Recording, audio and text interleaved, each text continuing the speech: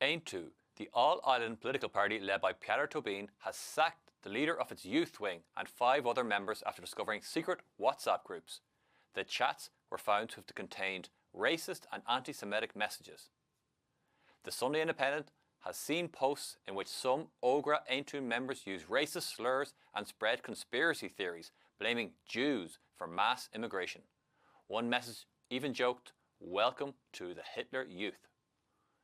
Party leader Peadar Tóibín said he was shocked and disgusted and stressed that the views in the WhatsApp groups did not represent the party's 2,000 members. He said Aontú has a zero-tolerance policy to any form of discrimination. Among those dismissed was John Bryan, the 21-year-old Ógra Aontú president who's from Kildare and who was the election agent for Mayo TD Paul Lawless. Bryan, who also worked for Mr Tóibín in an Oireachtas salaried position, has been removed from that role too.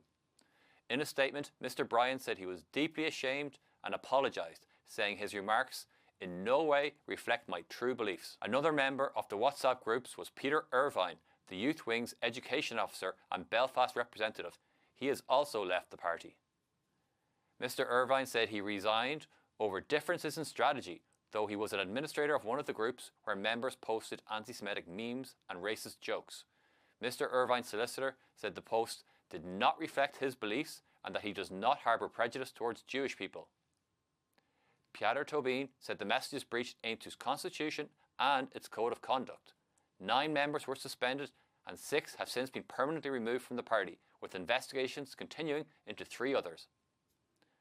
Mr Tóibín described the secret groups as an attack on our values and vowed that Aontú will not tolerate any behaviour that contravenes our ethos.